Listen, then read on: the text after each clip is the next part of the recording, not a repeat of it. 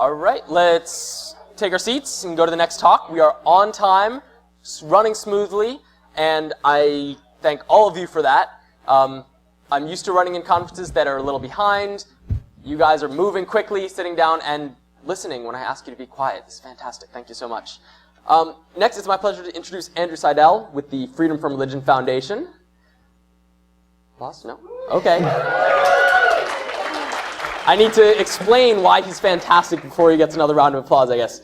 He's a constitutional attorney with the Freedom from Religion Foundation. He graduated cum laude at Tulane in neuroscience and environmental science, went on to get a law degree, magna cum laude, and a perfect GPA in continuing his education. He said he practiced law, but only for about 4 months before he mastered it and got the job at the Freedom from Religion Foundation. And he's here to talk about finding a job in the Freethought movement. This is something that obviously a lot of students are really interested in. He's done it. He's here to tell you how, give you some more tips. Let's give it up for Andrew. Thank you, sir. Thank you, thank you. So can everybody hear me okay? Yeah. Okay. All right, so... All right, try that again.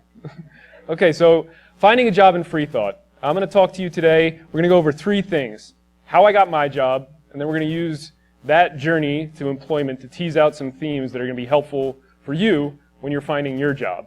And then we're going to go over, I did a very unscientific email survey of some of the Freethought employers, some of the kind of pillars of our movement, and asked them what they're looking for in future employees, what they want out of you. And I have a handout for that you can get at the end. I did not print out nearly enough of them, unfortunately, so you may have to share. And I'll go over some of the major things with it. And Jesse, I think you took my lecture notes with you when you left. So if you could bring those back, that would be great. So first, the Freethought movement is kind of not a traditional movement. Thank you. Appreciate that. We are growing very, very fast. So your job search in this is not going to be like a typical job search where you're going to see a job opening posted on a website, apply for it, and get 200 rejections before you get an appointment. All right? The Freethought movement offers an opportunity to find your job in a non-traditional way. Okay? And that's exactly how I found my job. First, I had a very clear idea of what I wanted to do in the movement. I knew I wanted to be a First Amendment attorney. That limited my search of organizations that could hire me to those that had legal teams. And I also wanted to do advocating for atheism. And that pretty much left FFRF with my best shot. Oops, that's not supposed to be up yet. So I did a lot of research on FFRF. I think this is important for you to do. You got to research any employer you're going to apply for. And I found out that they had an essay contest. And I wrote an essay, revised the essay, re-revised it, rewrote it, then sent it in, and it actually won 2nd place. And this was one of the best things for me because it put me on FFRF's radar. I got to talk with Dan and Annie Laurie after I won the essay contest, and it was a very easy in to getting to know people in the Freethought movement, and particularly bosses in the Freethought movement. Okay? While that was happening, I was actually in law school, and I was also writing a law review about work that FFRF was doing. Some of you may have heard that the Colorado Day of Prayer was declared unconstitutional a little while back. I wrote a law review article. Yeah. So that was FFRF's case, and I wrote a law review article on that, and when the time came, I sent it to FFRF and showed it to them. But while I was in school, I was taking classes on the First Amendment. I was learning how to write about the First Amendment. I was doing a lot of research on the First Amendment. And when I started my work at the law firm, I also worked in areas that I knew were going to overlap with FFRF. Right? So you can use the job that you're in right now to prepare you for your job in the Freethought field. Right? Next, I volunteered with FFRF to do legal research for them. So after I had met them, after I showed them this law review that I had written, I said, hey, I'm an attorney in Colorado. I really like the work you guys are doing. How can I help out? So they asked me to do a couple research projects for them. Nothing glamorous, pretty easy stuff, but still, it was helping out, showing that I care about the movement without getting paid for it. Okay? And finally, I found out that Dan Barker was coming to speak at Denver, where I was getting my LLM. And I wrote Dan, I said, hey, I'd like to take you out to breakfast before you take off. It was the best $25 I ever spent. I got to know Dan, and this was a great opportunity for me. And basically, this is what these boil down to in regular terms. I learned how to write, I networked, I volunteered, I persevered, and I pursued my passion. And these are the things that I think will help you when you're looking for your Freethought job. So first, writing is important in every career. How many of you are science majors or were science majors? I was too. I did not think writing was important. I didn't care about it. This was a huge mistake. Whatever you do, writing is important. I mean, these are some of the science books that I'm sure most of you have read. Writing is important no matter what field you're going to be in. And I've noticed working with students, and also FFRF has an essay contest, which I mentioned I won. If you're a graduate student, by the way, that essay contest is still open. You can still apply for it. Or if you're over 25, you can pick up flyers at our table. I think $3,000 first prize, $2,000 first prize. So check that out. Point being, writing is really important, and a lot of people don't realize that. Some of the major mistakes that younger writers make, adjectives, and I see this more at the college level and the high school level. I can tell reading student essays that people have gone into the thesaurus function on Word and just looked for the bigger word. And the bigger word is not the right word. The right word is the right word. And if this works, we'll see. So you need to stop trying to sound smarter. Just choose the right word. And let's see if this clip works. You can finish my recommendation. Here. And I think you'll be very, very happy. I don't understand. Some of the words a little too sophisticated for you. It doesn't make any sense. Well, of course it does. It's smart. I used a thesaurus. On every word? Yep. What was this sentence originally? Oh, they are warm, nice people with big hearts. And that became, they are humid, prepossessing Homo sapiens with full-sized aortic pumps. Okay, so the thesaurus is for choosing the right word, not the word that you think is going to make you sound smarter. Okay? And second, be concise in your writing. Don't use 10 words when 5 words will do. Don't use 5 words when 10 words will do. Your first draft of anything, if you haven't reread that and rewritten it, you're not writing correctly. You should be able to cut off a third of the words on your first draft without any problem. Here's a good example. At this point in time, that phrase means the same as now. Say now. All right? If it goes without saying, then why are you saying it goes without saying? Or why are you saying it, period? All right? Cut your writing down. Make it concise. Make it tight. If I can direct you to one resource, this book, William Zinsser, On Writing Well, it's about writing nonfiction. It will really, really help you, I think. This book did 2 things for me. My wife gave me a copy of this in law school, and it literally changed my life. In this book, he talks about how writing is not something that happens. I used to think that those great books that you read just came out of the pen on the first time. That is not the case. It is work. And the best thing about this book is that he actually shows you. So this is a draft of his first draft of the book, and you can see him going through and making the changes to it. Right? So if you're struggling with your writing, you're going to need to make it better, and this would be a great place to start. Okay. Networking. This is the second thing, and this is my first cliche. You have to network. I mean, if you put yourself in the shoes of an employer, okay, the market right now is saturated with talented people. And if you're looking at 2 resumes that are almost identical, everybody's got great GPAs, the writing samples are excellent, but you know one person and you don't know the other, who are you going to hire? I mean, this is the whole point of job interview process, is that you get to know the person a little bit. So networking is a great opportunity. How many of you printed off a resume and brought it with you to this conference? None. None. How many heads of Freethought organizations are here? Yeah, at least 4 or 5 that I know of. All right, so this is a chance to network. All the conferences are. Not just Secular Student Alliance, and a lot of the conferences have student rates. It's a great opportunity to get yourself out there. You may not get a call right away, but at least introduce yourself, and now the person has your resume. So it's a great opportunity, and don't miss out on it next time. All right. Third thing, volunteer. This is incredibly important. The nonprofit sector, which is us, cannot survive without volunteers. I don't care what it is you're doing, stuffing envelopes, watering plants, taking out the garbage.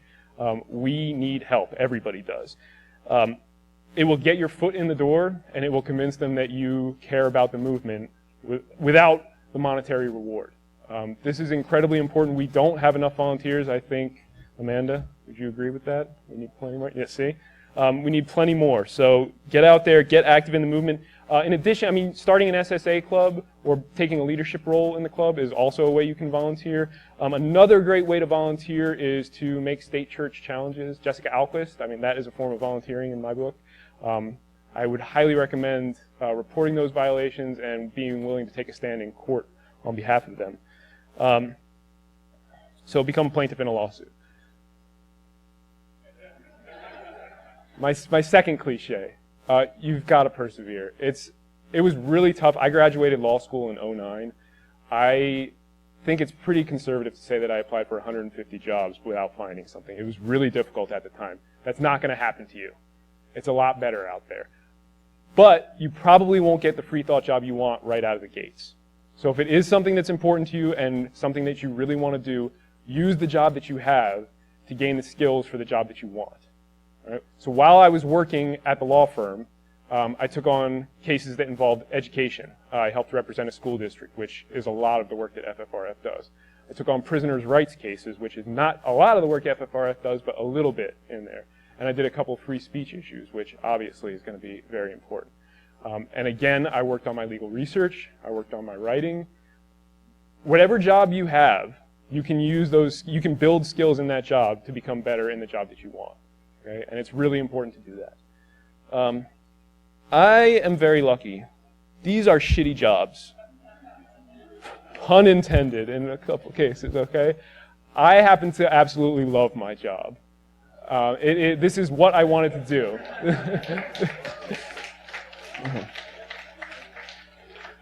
So this is my passion, and following your passion is going to make your life easier. I love getting up in the morning and going to work.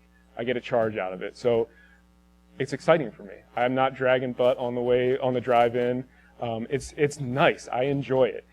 And it makes life very easy, but it is not enough for you to be a free thinker. This is something that it's kind of a myth almost in our movement, I think. Where if you are a free thinker, then that's all the skills you need, and that's just not the case. I wasn't lucky in getting my job. I really went after it, and I developed the skills that would allow me to get that job. There are 45, 50 million free thinkers in this country, okay? So you've got to make yourself stand out in some way, shape, or form. So it's not just enough to be passionate, okay? A few nuts and bolts things. Clean up your social media page when you're looking for a job. Employers are going to do research on you outside of what they get from you. And, well, here's a fun one. You may have seen this. This is a woman in England who was friends with her boss on Facebook but didn't realize it. She put that post up, and her boss saw it, and she actually got fired. So in addition to losing your job, though, you can lose the job you're applying for. If your Facebook, if you have pictures like this, I mean, this says a lot about you. In addition to the obvious, you have very poor taste in movies and posters. Your friends are not very impressed by your behavior. I mean, clean up your social media, fix the privacy settings. I'm not on Facebook. I don't know how to do it, but clean it up because we will see it. Okay? And this dovetails a little bit with what Amanda was saying. The employment discrimination laws, I'm not going to get into them. They can be confusing and scary for employers, so I will just say it's worth mentioning your Freethought at some point in your interview or in your cover letter because the employer may not be willing to ask or not want to ask and not risk legal issues. But if you volunteer that information on your own, then that's perfectly acceptable. So I think that's worth mentioning. Again, it's not going to be enough to get you the job that you want, but worth mentioning. Okay, so I did an email survey I'm not going to tell you who answered it, but most of the pillars of our Freethought community answered this survey and what they're looking for from their future employees. And you can get the handouts on the way out, but first question I asked was, what are the most valuable traits you look for in future employees? The number one thing that everybody said was having the skills for the job that I want. Okay? Suitability for that particular job. So they're not looking for somebody who's a free thinker, first of all. Again, I think that's a myth. You can't just get a job because you're an atheist. Okay? You've got to have the skills to do it. Commitment to the movement is important, but it's not enough. And there are groups out there that will hire religious people over you who have the skills without a question. Writing ability, most people mentioned writing ability on there. That's one of the reasons I chose to include it in this presentation. Professionalism, and then initiative. And initiative in the nonprofit sector, it means something a little more than just being willing to go out there and take the bull by the horns. You also have to be willing to do jobs that don't necessarily fall under your job description. I am a photographer at FFRF. I am a carpenter at FFRF. I stapled the carpet down the other day. I'm happy to make coffee in the morning. Don't limit yourself. Don't pigeonhole yourself to one job. We need help in everything, okay? So be willing to take on those other jobs. Least desirable traits, no experience in the movement, rigid, inflexible, unwilling to learn, poor communication skills, which also goes back to writing. And then when you leave, you'll be able to see 100% of the people have a high school diploma, 97% have a bachelor's degree, and a quarter have a master's or a professional degree. As far as what the backgrounds of study people have, 45% was humanities, 25% was social sciences, and then the rest was kind of a nice spread. So it doesn't matter what background you have, as long as you have the skills to do the job that they're looking for. We have a philosophy major who's our website guru. Okay?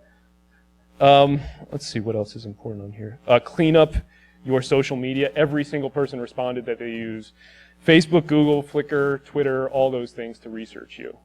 Okay, so clean it up. One piece of advice you would give free thinkers: seek out work without an invitation. All right, that if you go to them, it shows that you're excited and that you're motivated. Get knowledge and experience in other areas, especially if they have overlap in the free thought field. I already mentioned that. That's one of the things that helped me succeed. And then, obviously, everybody said to volunteer. Volunteer in the movement, even if you aren't working in it. Nothing shows an employer you're committed rather than being active about getting paid for it. Okay? So it's very, very important. And in closing, I'm just going to say that the beauty of our movement is that you can do virtually anything. You can have any career and still have a huge impact on the movement. You can be a math teacher and write a blog that's read by thousands of people each day. If you're lucky like Greta Christina, you can become a full-time blogger and get paid for it. You can be president of your local atheist society and host a local TV show. You can challenge religion in court, which I think is incredibly important, and we need brave students to stand up. It's one of the things that prevents FFRF from getting some easy victories, is that students are unwilling to do what Jessica has done and withstand that firestorm. So that's incredibly important. Or you can start an organization that helps students do that and fight theocracy. Okay?